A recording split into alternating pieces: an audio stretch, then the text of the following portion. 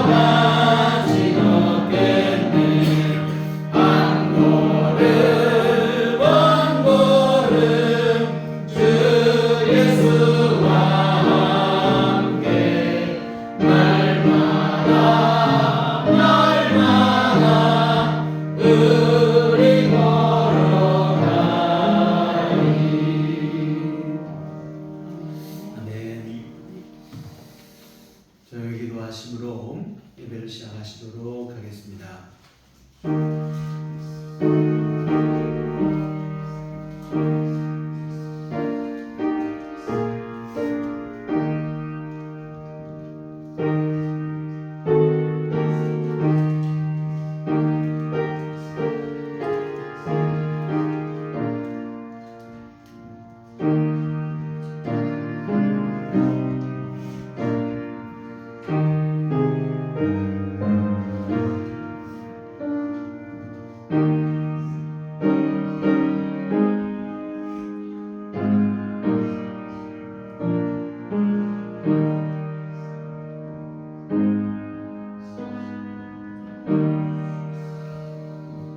여호와는 나의 목자시니 내게 부족함이 없으리로다. 그가 나를 푸른 풀밭에 누이시며 쉴만한 물가로 인도하시는도다. 내 영혼을 소생시키시고 자기 이름을 위하여 의의 길로 인도하시는도다. 내가 사망의 음침한 골짜기로 달릴지라도 해를 두려워하지 않을 것은 주께서 나와 함께 하심이라. 주의 지팡이와 막대기가 나를 안위하시나이다. 주께서 내 원수의 목전에서 내게 상을 차려주시고 기름을 내 머리에 부으셨으니 내 잔이 넘치나이다. 내 평생에 선하심과 인자하심이 반드시 나를 따르리니 내가 여호와의 집에 영원히 살리로다. 아멘. 우리 다 같이 자리에 일어나셔서 찬송가 21장 찬송하시겠습니다.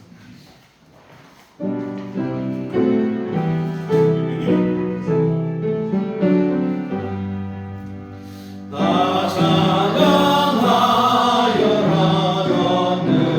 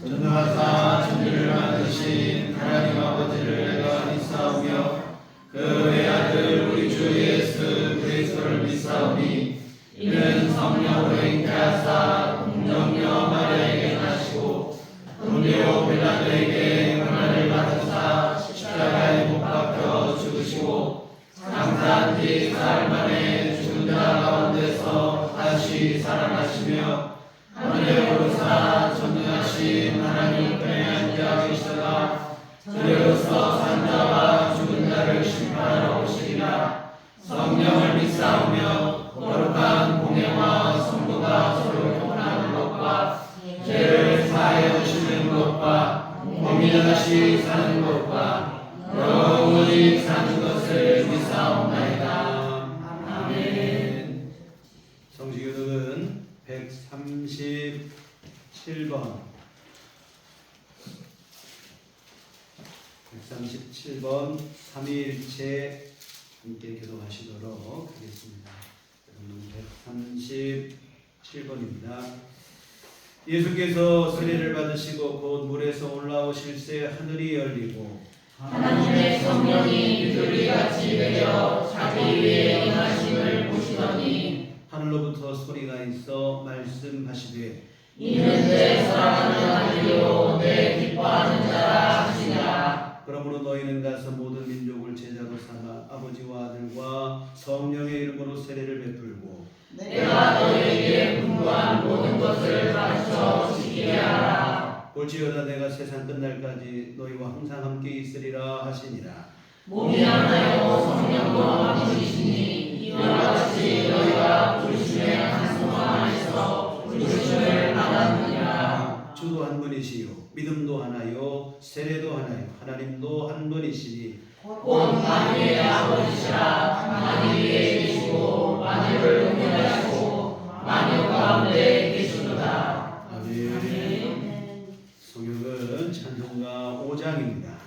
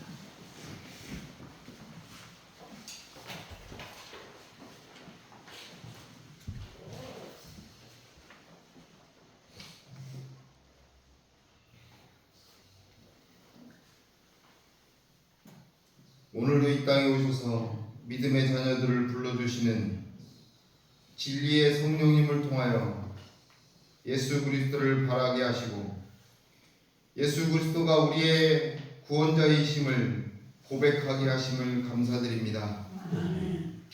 믿음 안에서 살아가게 도와주시옵소서. 아멘. 세상의 모진 풍파가 견디기 어렵게 닥쳐올지라도 우리의 믿음만큼은 결코 놓지 않도록 도와주시옵소서. 아멘. 세상과 타협하는 부족한 믿음이지만 구원의 주님께서 용서하여 주시고 자비를 베풀어 주시옵소서. 신실하신 주님께서 보내주신 약속의 성령님을 통하여 또다시 믿음의 주님만 바라게 하여 주시옵소서. 어느덧 한층 깊어가는 짙은 푸르름으로 계절의 성숙미를 뽐내려고 하고 있는 계절 앞에 서게 됩니다. 성령의 감화 감동으로 우리들을 주님의 몸된 교회로 이 귀한 계절에 불러주신 줄 믿습니다. 거룩한 주일 귀한 예배를 통하여 믿음이 한층 성숙할 수 있도록 은혜를 베풀어 주시옵소서. 아멘. 우리가 모여 예배하는 귀한 시간이 세상 짐 내려놓는 축복의 시간이 되게 하여 주시옵소서. 우리들 교회를 사랑해 주셔서 감사합니다. 더욱 믿음의 자녀들이 모이기를 힘쓰는 교회 되게 하여 주시옵소서. 아멘. 찬양이 넘쳐나게 하여 주시옵소서. 기도가 끊기지 않게 하여 주시옵소서. 예배를 통하여 복받는 이들이 넘쳐나게 하여 주시옵소서.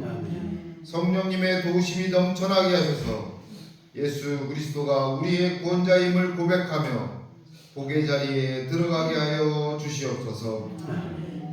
우리들 교회의 모든 믿음의 자녀들을 특별히 사랑하여 주신 줄 믿습니다. 전쟁과 환경 파괴와 고물가로 인해 어려워진 세상에서 주님을 통하여 위안을 얻게 하여 주시고 성령님을 통하여 평안을 얻게 하여 주시옵소서.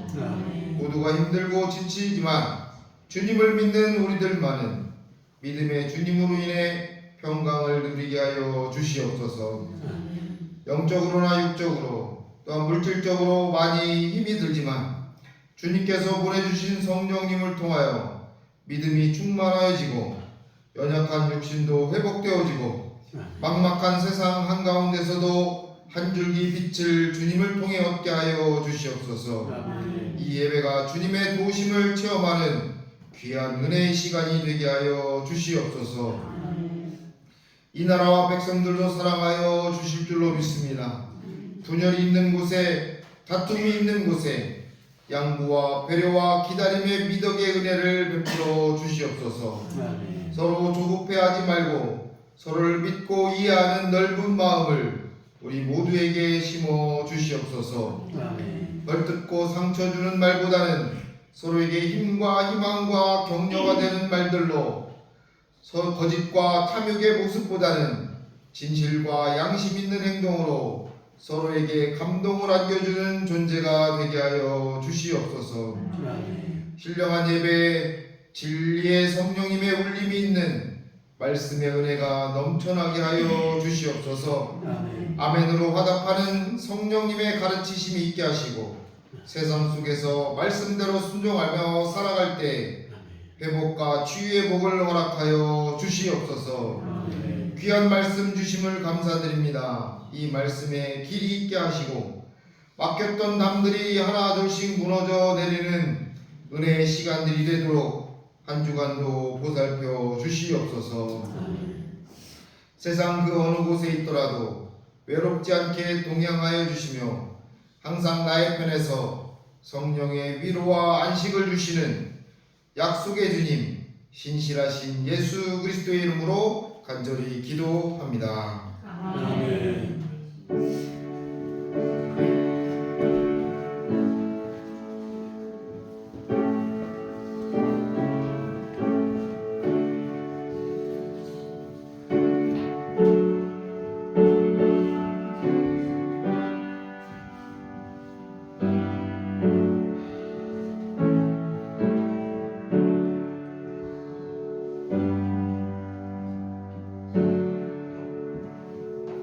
주님 가르치실 기도하시겠습니다.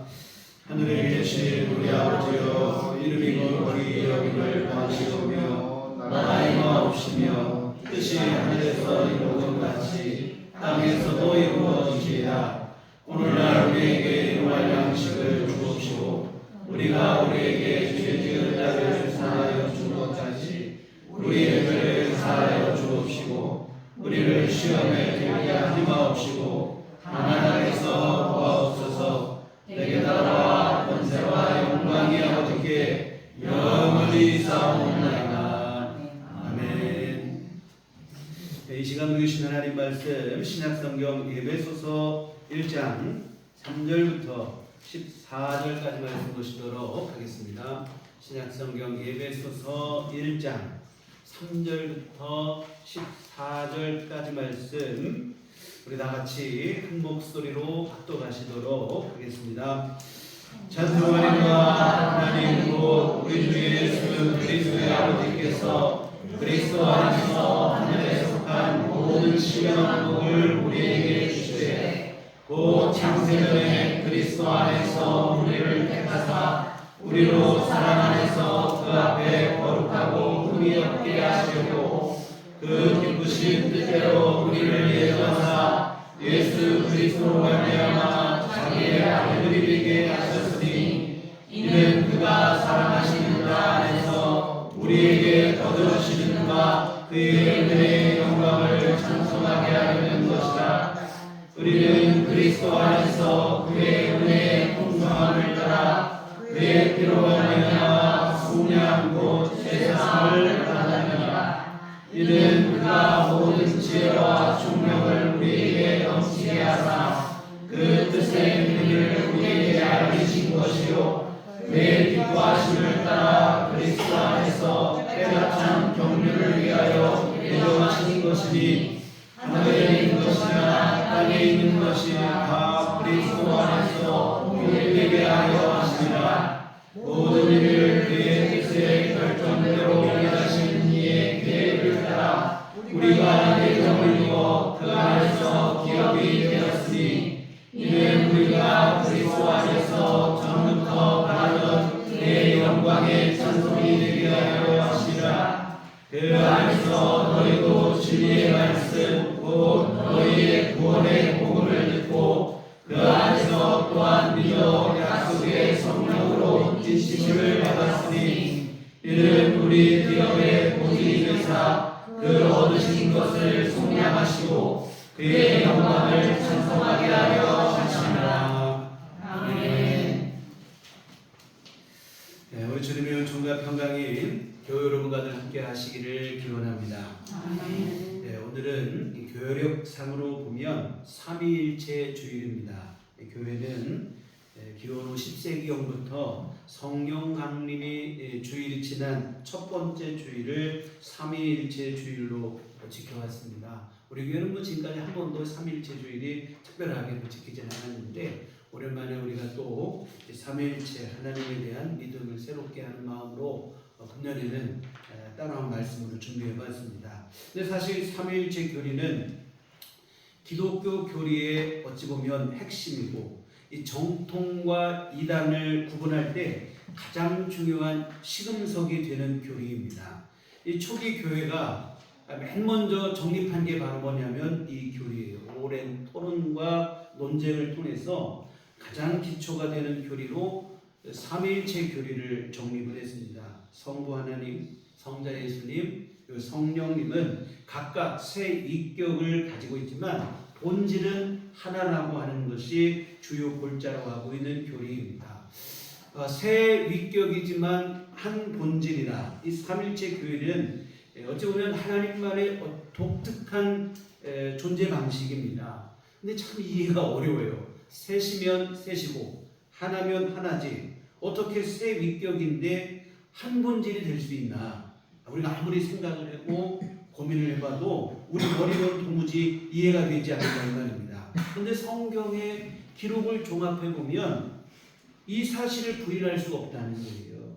우리의 머리로는 도무지 이해가 안 되지만 성경은 삼위일체, 세 위격이지만 한 본질이라는 사실을 분명하게 말씀하고 있어요.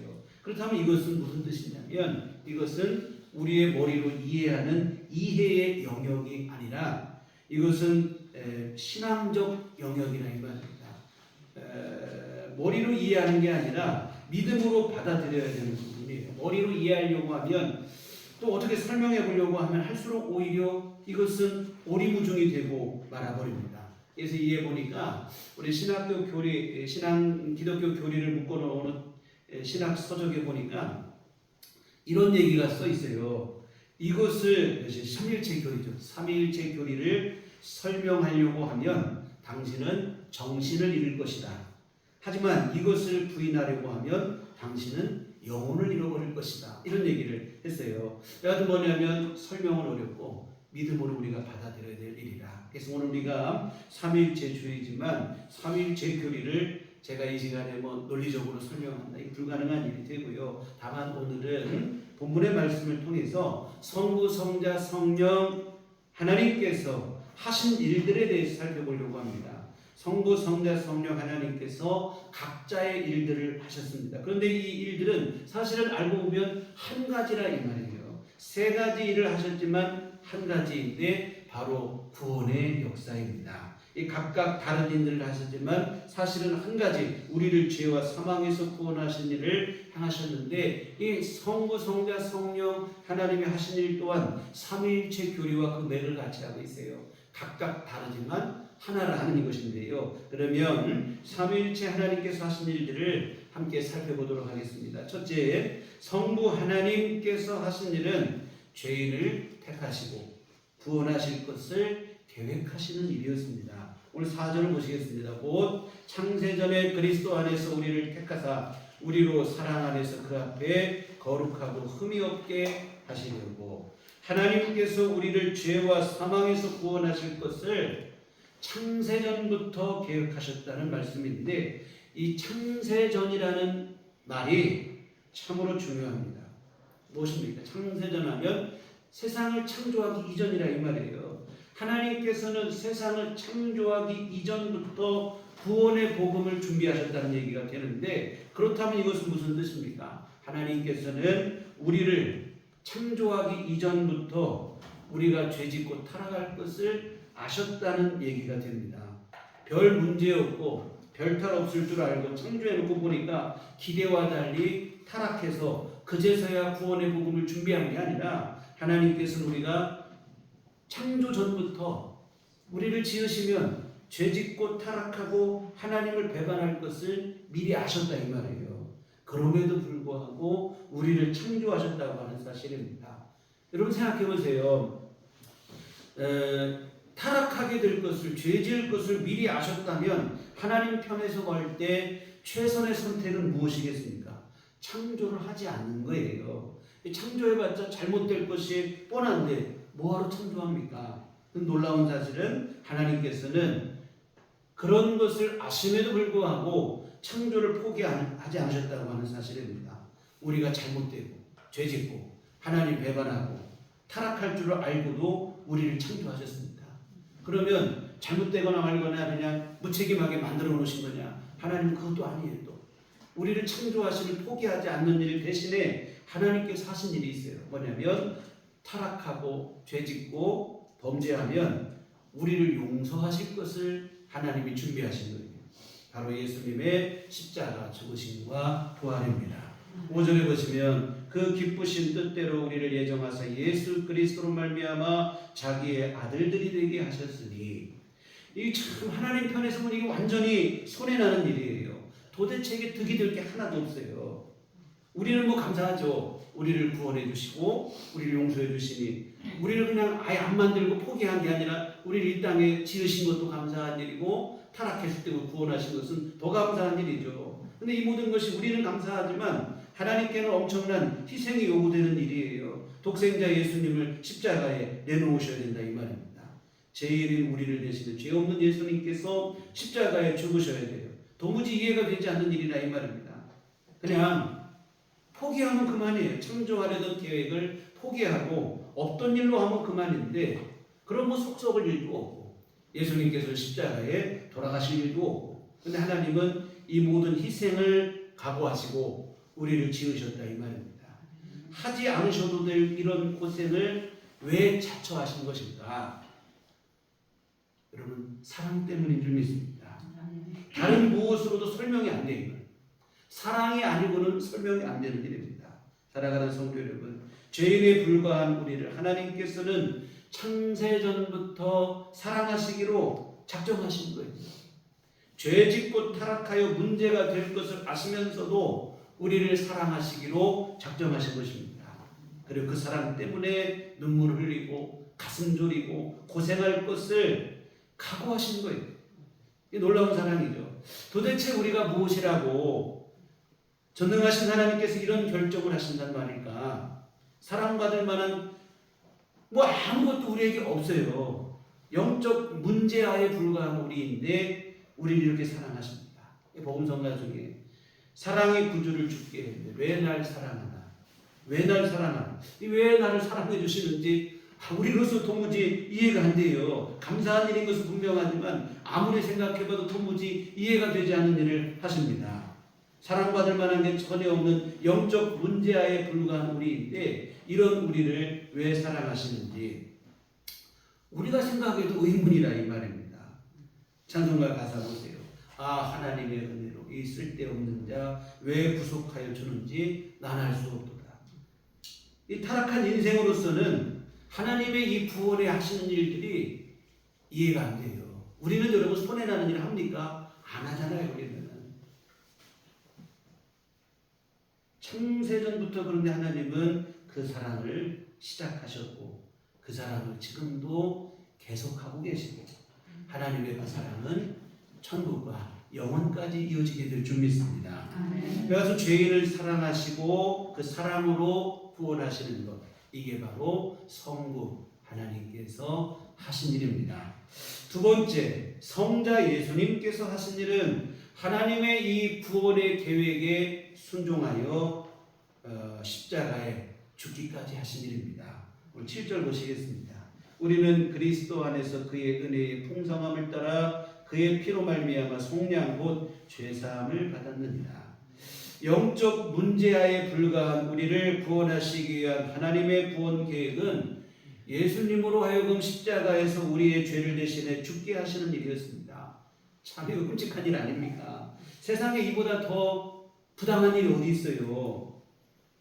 죄 없는 분이 죄인을 대신해 죽는 것보다 더 부당한 일이 어디 있습니까? 우리가 가끔 신앙생활하다가 하나님 너무 서운하다 시험 들고 실족하는데요. 진짜로 시험 들고 실족할 분이 있으면 예수님이에요. 예수님이야말로 얼마나 부당한 일을 하시는 겁니까? 예수님이 죄가 없는데 죄인은 우리 대신에 십자가에 돌아가셔야 되니. 그런데 여러분 우리 주님은 시험 든 것도 아니고 실족한 것도 아니고 하나님의 구원 계획에 순종합니다. 아버지 원대로 되기를 원하나이다는 그 기도를 통하여 십자가 죽음을 순종으로 감당하신 줄 믿습니다. 이게 바로 성자 예수님께서 하신 일이에요. 오늘 본문에 아까 보신 7절 하반절 보면 속량이란 말이 나오는데요. 여러 번 말씀을 드렸는데 속량이라는 단어가 중요하죠. 노예 제도와 깊은 연관이 있는 단어라고 말씀을 드렸습니다. 여러분 우리가 지금 시대는 노예 제도를 우리가 알 수가 없어요. 근데 옛날 노예, 노비라고 하는 것은 평생의 노비예요.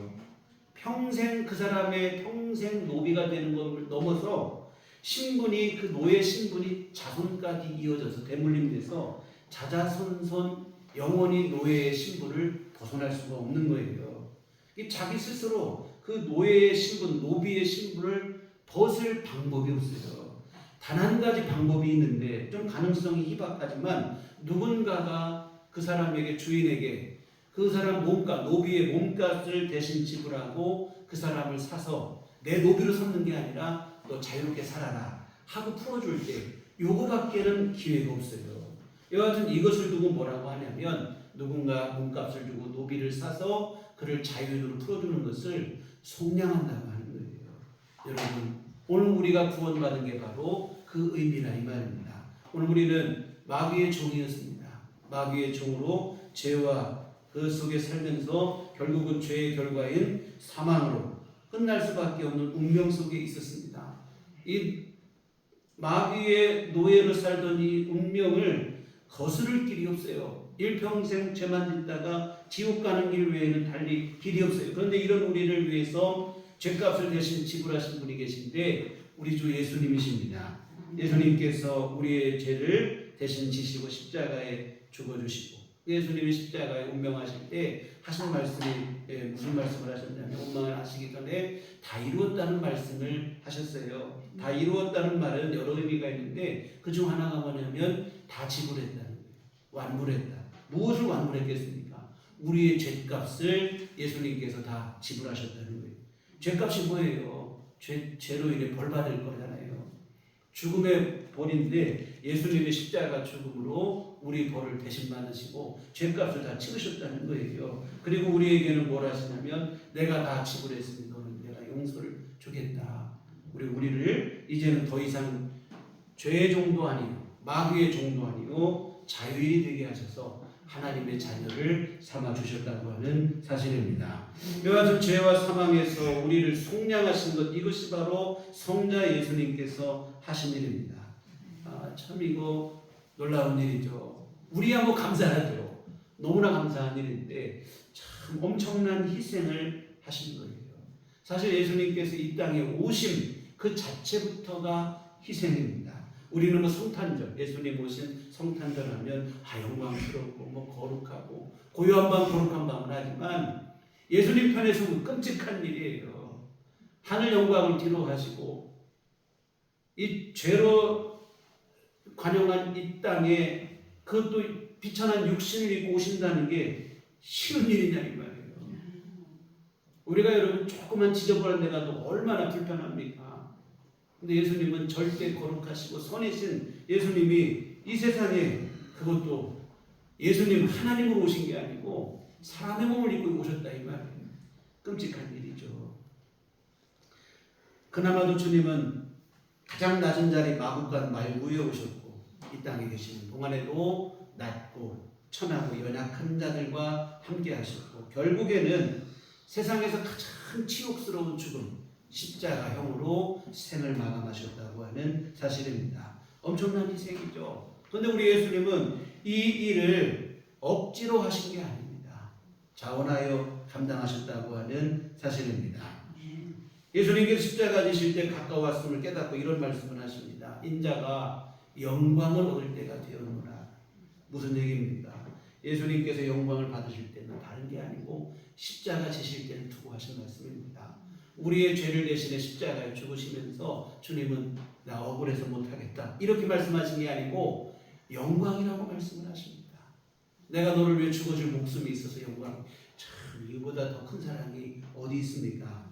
주님께서 원망하신 것도 아니고 내가 너 때문에 이 고생한다고 이렇게 하신 게 아니고 오히려 영광이라고 말씀을 하신다 이 말입니다. 이와 같은 이런 엄청난 희생을 통해 주님이 우리를 속량하시어 마귀의 종노릇하던 우리를 하나님의 자녀가 되게 해주셨습니다. 이와 같은 이게 바로 예수님, 성자 예수님께서 하신 일이에요. 우리를 속량하시어 자유인 하나님의 자녀가 되게 하시는 그 일.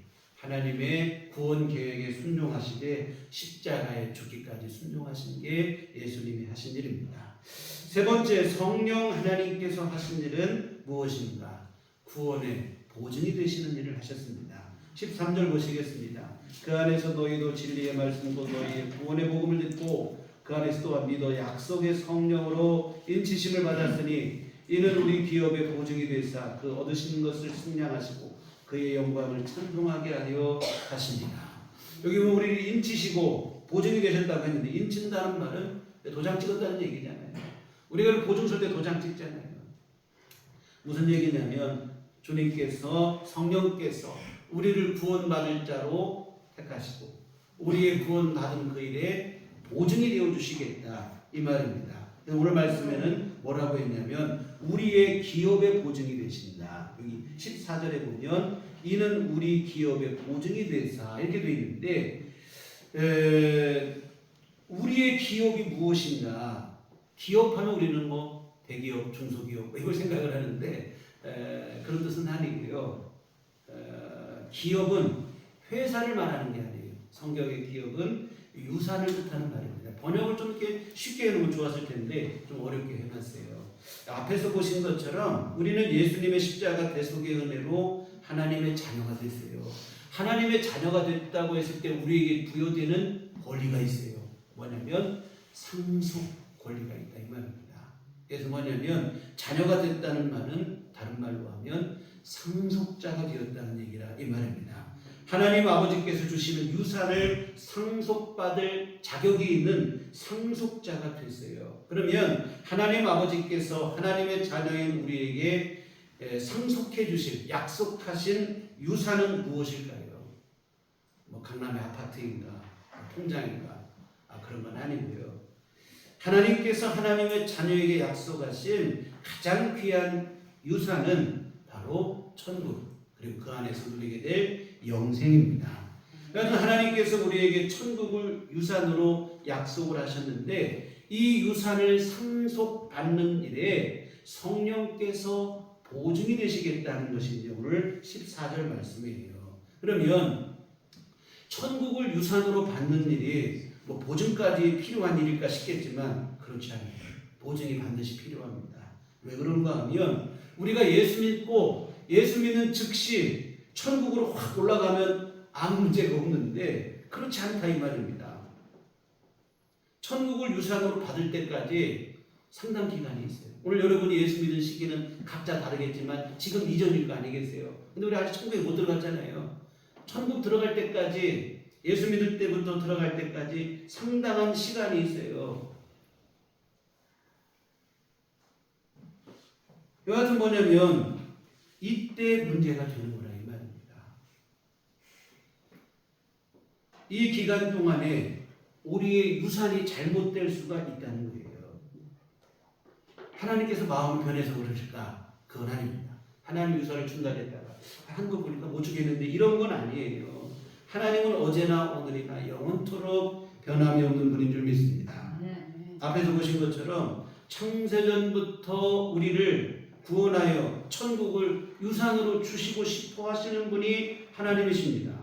우리가 죄를 지을 것을 아시고도 이런 계획을 하셔서 예수님을 십자가에 대신 죽게 하셔서라도 천국을 우리에게 유산으로 주고 싶어 하신 분이 하나님이세요. 그러니 하나님께서 갑자기 뭐 마음이 변해서 내가 유산 너 못 주겠다, 취소하겠다, 파기하자 이렇게 하시는 분은 아니죠. 그럼 뭐가 문제일까? 뭐가 문제냐면 유산을 받을 우리가 문제라는 거예요. 다른 말로 하면 믿음이 변심이 될 수 있다 이 말입니다. 주님께서 약속하신 천국과 영생을 소망하며 그 유산을 받기 위해서 우리가 끝까지 믿음을 지키고 살아가야 되는데 불행하게도 천국 가기 전까지 우리가 이 땅을 살아가는 그 시간 동안에 한눈 파는 일들이 발생을 하더라 이 말입니다. 믿음이 흔들리는 거예요. 세상의 풍요와 번영에 미혹되어서 믿음이 흔들립니다. 우리가 흔히 뭐 기복신앙이라고 하는 게 바로 그것이죠. 천국과 영생보다도 이 땅에서 그냥 잘 먹고 잘 사는 것에 지나치게 집착을 하는 거예요. 이렇게 되면 뭐가 문제인가? 예수 믿고 잘 살면 좋지 뭐가 문제냐고 할지 모르겠지만 뭐가 문제가 되냐면 우선순위가 흔들리는 거예요. 여러분 무엇이 최우선입니까? 천국 가는 게 최우선인 줄 믿습니다. 근데 이 땅에 보고 자꾸 하다 보면 천국은 나중에니까 모르겠다. 일단은 그냥 뭐 잘 먹고 잘 살고. 그래서 이 우스갯소리를 하는 거 아닙니까? 천당에 분당이 있다더라. 뭐 이런 얘기를 하는 거예요. 천국은 희미해져 가고 이 땅의 것에 대한 탐욕이 커지는 거예요. 이렇게 되면 뭐가 문제가 되냐? 천국을 유산으로 주시겠다고 하시는 하나님의 그 유산을 받는 일이 희미해져 가요. 이 유산에 문제가 생긴다 이 말입니다. 다음으로 또 어떤 문제가 있냐면 고난과 어려움을 견디지 못해서 신앙에서 낙오하는 일들도 발생하더라 이 말입니다. 어려운 일 발생합니다. 조금 힘든 일이 생겨요. 예수 믿다가 고난이 오고 시련이 오고 그러면 뭐라 합니까? 예수 믿어봤자 되는 일도 하나도 없고 뭐 이런 일들을 막 하는 거예요. 시험 들고 실족하고 그리고 이런 시험 들고 실족하는 일을 거듭하다 보면 천국의 영광을 점점 잊어버리는 겁니다. 요즘 시대가 하는 말이 뭡니까? 예수님은 십자가를 지고라도 나를 따르라고 했는데 요즘 시대가 하는 말은 뭐냐면 축복은 모르겠지만 나 십자가 지면서까지 예수 믿고 싶지는 않다는 거예요. 우리 예전에 믿음의 선배들은 천성에 가는 길이 험해도 생명길 대난이 은혜로다 찬송하면서 고난과 시련을 이겨냈어요. 그런데 지금 이 시대는 나 십자가까지 치면서 나 예수 믿을 생각은 없다는 거예요. 여하튼 믿음이 흔들리는 거예요. 세상에 한눈 팔고 세상에 넘어지고 여하튼 천국을 유산으로 받기까지 상당한 시간이 있고 그 시간 동안에 넘어야 될 고비가 많아요. 문제는 그 고비 앞에 우리가 너무 연약하고 어리석다고 하는 사실입니다. 그래서 오늘 말씀처럼 성령님께서 친히 천국을 유산으로 받는 일에 보증이 되어 주시겠다고 하시는 거예요. 다시 말해 우리를 여러 고비와 어려움 속에서 인도하시고 보호하시고 책임지셔서 우리로 하여금 그 모든 것을 이기게 하시고 천국으로 유산을 받도록 해 주시겠다는 거예요. 도와주시겠다는 거예요. 그 일에 친히 성령께서 도장까지 찍고 내가 보증인이 되겠다 하시는 거라 이 말입니다. 이게 바로 성령 하나님께서 우리 안에 하시는 일인 줄 믿습니다. 근데 잠언에 보면 참 이게 뭐냐면 보증 서는 일을 하지 말라고 했어요. 여러분 보증 서는 일 하시면 안 돼요. 왜? 우리에게 나중에 올무가 되기 때문에. 근데 여러분 성경은 우리에게 보증을 서지 말라고 하면 정작 성령 하나님께서는 우리에게 보증이 되시겠다고 하시는 거예요. 우리가 믿을만 해서 그럴까요? 아니, 방금 말씀드린 것처럼 연약하고 어리석은 게 인생입니다. 우리 같으면 절대 보증을 못 서죠. 뭘 믿고 보증을 씁니까? 안 서요. 근데 성령님은 참 우리와 생각이 다르십니다. 믿을만 하니까 내가 보증을 서고 못 믿겠어 못 쓰는 게 아니라 너희를 못 믿게 해서 내가 보증을 서야겠다는 거예요. 이게 참 말도 안 되는 얘기인데요. 믿을만 해서가 아니라 믿을 수 없기 때문에 내가 보증을 서고 내가라도 너희를 책임져야겠다는 거예요. 그냥 두었다가는 우리로서는 도저히 안 되겠기에 어리석고 연약해서 넘어질 것 같기에 성령께서 친히 보증이 되시겠다는 거예요. 여러분 불보듯 고생이 화난 일이에요. 여러분 생각해 보세요. 내가 정말 믿을 수 없는 사람인데 그 사람 보증 서주면 그날 밤부터 여러분은 잠은 다 주무신 거예요. 얼마나 걱정이 되고 고민이 되고 잠은 다 주무신 거예요. 성령께서 지금 그 일을 자처하시는 거예요. 고생이 불보듯 화난 일이에요. 그런데 그 일을 하시겠다는 거예요. 이 또한 사랑이 아니고는 설명이 안 되는 일입니다. 사랑하기 때문에 고생스러운 일이지만 기쁘게 감당하시겠다는 거예요. 그리고 성령께서는 실제로 보증인으로서의 의무를 성실히 이행을 하셨습니다. 사실 여러분 가장 먼저 성령께서 하신 일은 우리 지난주에 우리 성령 남임 주일에 말씀을 드렸지만 성령께서 가장 먼저 하시는 일은 뭐냐면 예수 믿는 믿음을 갖게 하시는 일부터가 사실은 성령께서 하신 일이에요. 우리 스스로 내가 결단해서 예수를 믿는 것 같지만 아닙니다. 성령께서 여러분에게 믿어지는 은혜, 믿어지는 믿음을 주신 거예요.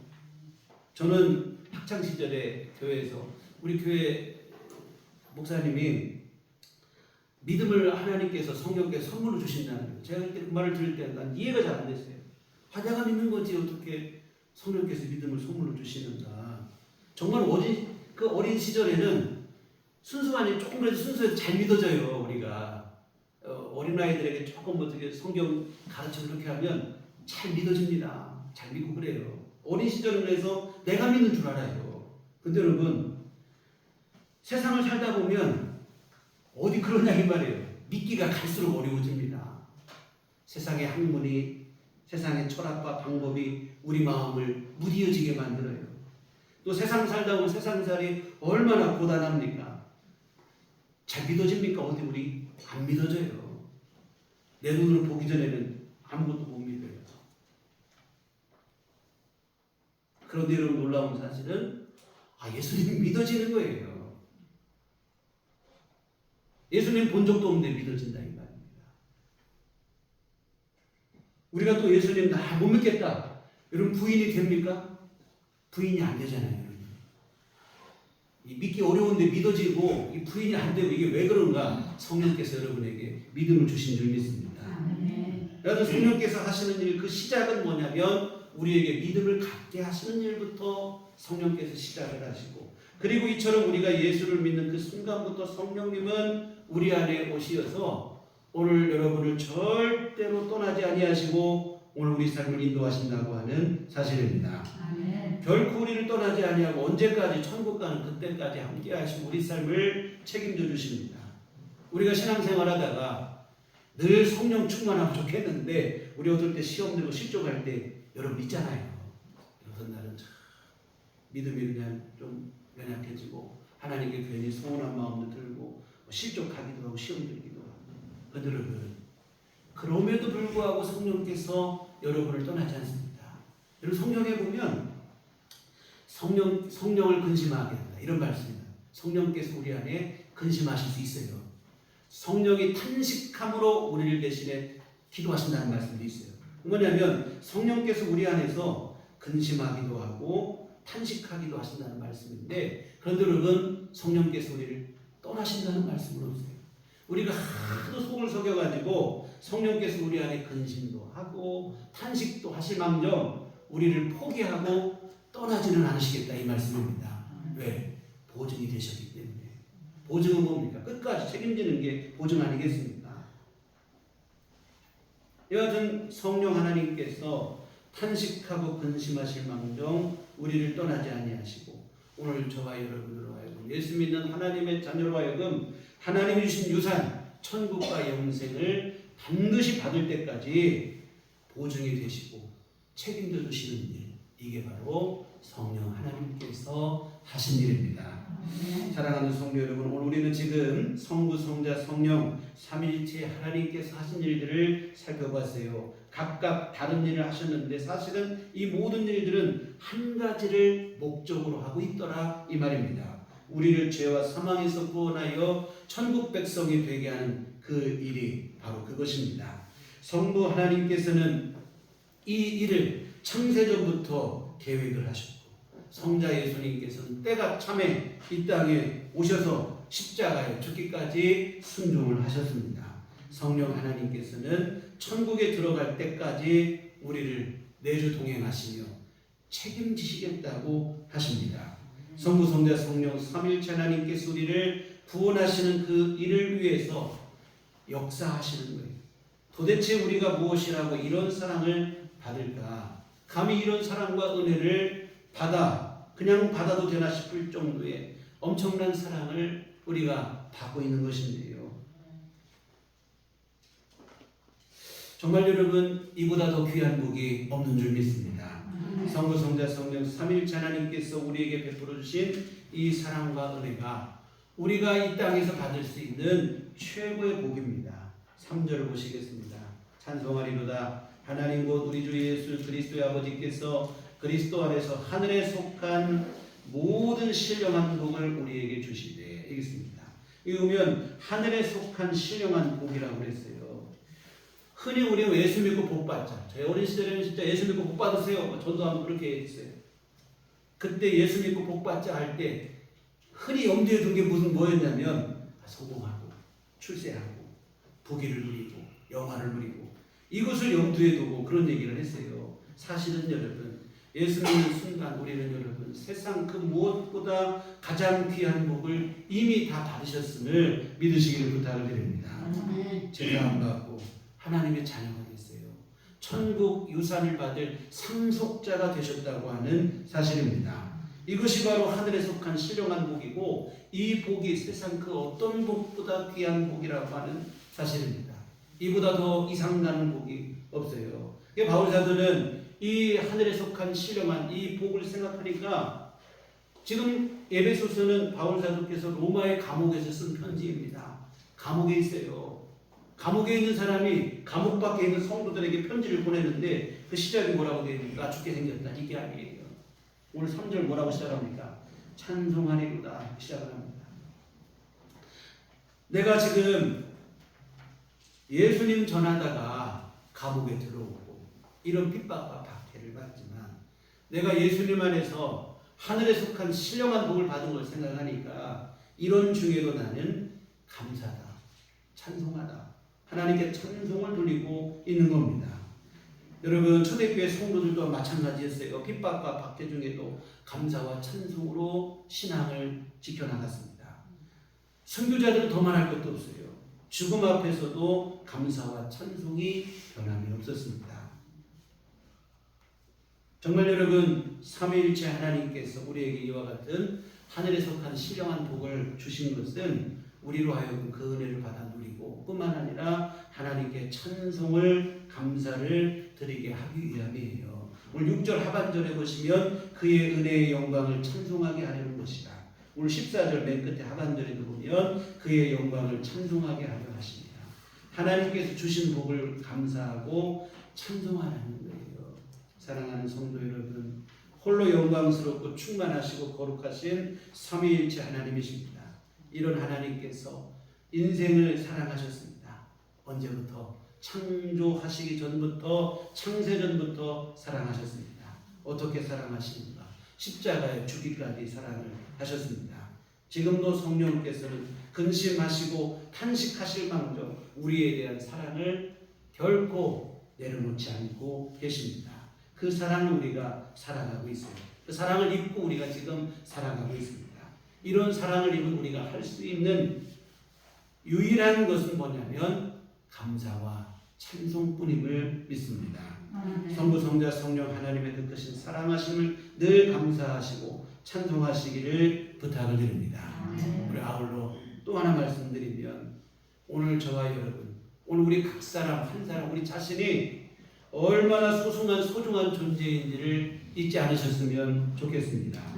성부, 성자, 성령 하나님의 온 사랑과 관심을 한 몸에 받고 있는 아주 특별한 존재요 소중한 사람이라는 것을 잊지 마시길 부탁을 드립니다. 아무렇게나 막 살아도 되는 사람이 아니에요. 그냥 자포자기하고 되는 대로 살 사람이 아닙니다. 특별한 사람이고 주님의 사랑을 한 몸에 갖고 있어요. 그 사랑과 은혜에 부끄럽지 않게 살아가야 될 사람임을 잊지 않으셨으면 좋겠습니다. 삼위일체 하나님의 기쁨이 되는 삶을 살아내시는 우리들께 온 교훈을 내시기를 주님의 이름으로 축원합니다. 기도하시겠습니다. 하나님 아버지, 참으로 성부, 성자, 성령 삼위일체 하나님께서 죄 많은 인생에 불과한 우리를 사랑하시겠다고 창세전부터 사랑하시고 십자가에 생명 바치시고 성령께서는 지금도 우리와 함께 하시고 우리를 이끌어 가심을 감사를 드립니다. 감히 이 사랑을 값없이 받아도 될 수 있을까 정도의 위대한 사랑, 엄청난 사랑을 받고 살아감을 우리 늘 기억하며 감사하게 하시고 주께 영광의 찬송을 올리게 하여 주시옵소서. 그 또한 우리가 얼마나 소중한 사람이고 특별한 사람인가를 잊지 않게 하여 주시어 하나님의 그 사랑과 은혜 앞에 부끄럽지 않게 우리 삶을 믿음으로 살아낼 수 있도록 도와주시옵소서. 예수님 이름으로 기도했습니다. 아멘. 찬송가 305장 찬송하시겠습니다.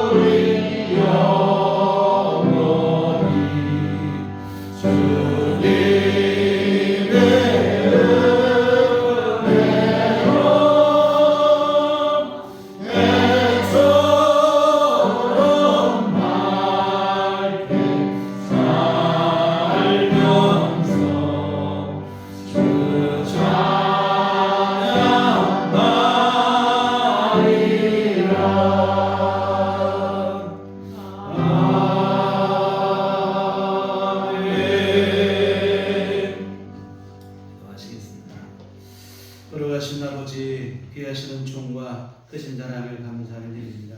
연약하고 무지하고 어리석은 우리 성부성자 성령 삼위일체 하나님께서 우리 삶을 지키시고 인도하시고 보호하시고 여기까지 이끌어주심을 진심으로 감사를 드립니다.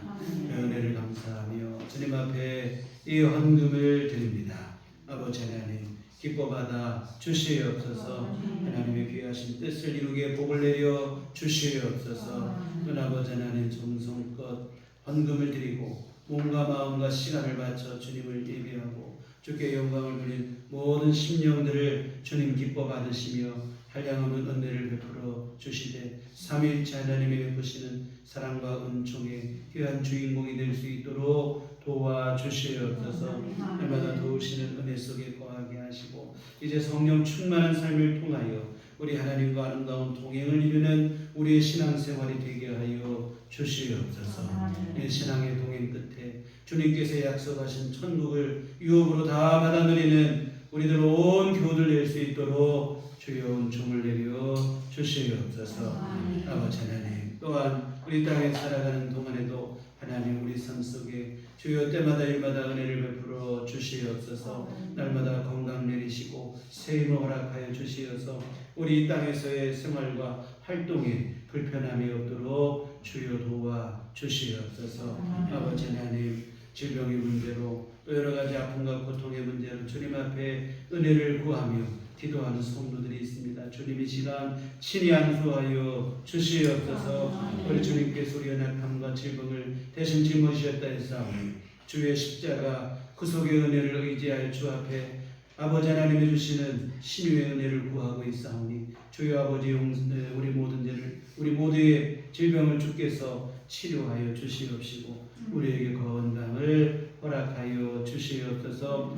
아버지 하나님 주님께서 각 가정마다 살림살이도 책임져 주시옵시고 각 사람의 심령 속에는 또한 주님께 주시는 한없는 위로와 평강이 있도록 주께서 도와주시옵소서. 세상의 쾌락과 기쁨이 아니라 하나님이 주시는 참된 기쁨이 우리의 심령 가운데 늘 충만할 수 있도록 도와주시옵소서. 아버지 하나님 늘 주님 의지하며 믿음으로 살아 주님 안에서 참 평안을 누리는 앞으로 한 주간의 삶이 될 수 있도록 도와주시옵소서. 또한 우리 믿음으로 살아 세상에 아직 주를 알지 못하는 이들에게 그리스도의 향기를 바라는 삶을 살아가게 하여 주시옵소서. 아버지 하나님께서 늘 이 모든 시간과 삶 속에 동행하시고 함께하시고 인도해 주실 줄 믿사오고 예수님 이름으로 기도했습니다.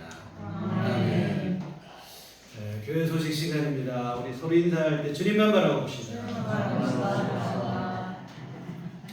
네, 다음 주는 우리가 평신도 주일로 예배를 드립니다. 우리 감리교단은 1년에 한 주 6월 첫째 주일을 목회자 아닌 평신도 주간으로 예배를 드리는 평신도 주일을 제정을 해서 지키고 있어요. 그래서 다음 주에 평신도 주일 예배를 드리는데 뭐 다 순서자가 정해졌는데 혹시 특송을 하고 싶은 분이 계시면 저에게 말씀을 해주시면 다음 예배 시간에 특송을 하셔도 좋을 것 같아요. 그래서 다음 이 교회에서 특송은 잘하는 사람이 하는 건 아닌 것 같아요.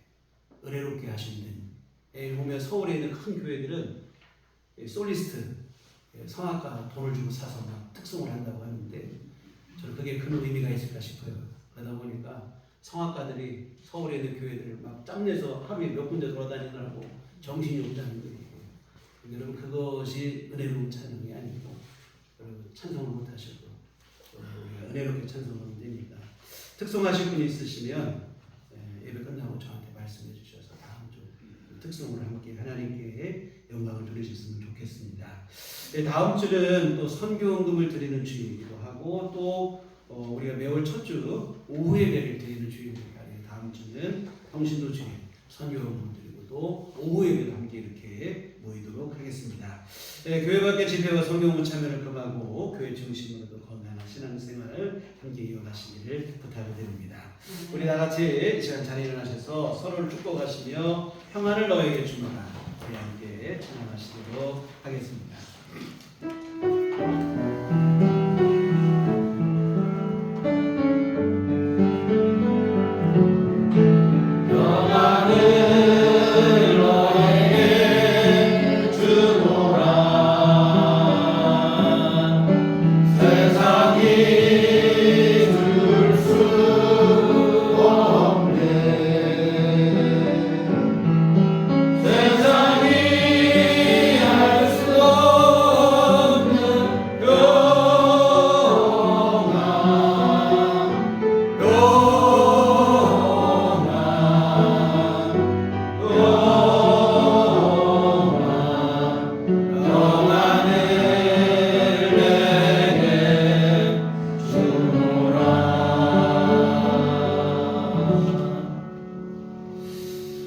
성령이 너희에게 임하시면 너희가 권능을 받고 예루살렘과 온 유대와 땅 끝까지 이르러 내 증인이 되리라. 우리가 주의 증인이 되겠습니다. 이제는 우리 주 예수 그리스도의 구속의 은혜와 하나님 아버지의 그 크신 사랑하심과 성령님의 유교통 역사, 내주교통 충만하심이 주의 피로 세우신 우리들 교회 위에와 삼위일체 하나님의 인도하심과 보호하심 속에 믿음의 삶을 살아가기를 소원하는 주의 모든 자녀들의 심령 위에 지금부터 영원토록 함께 계시기를 간절히 축원하옵나이다. 아멘.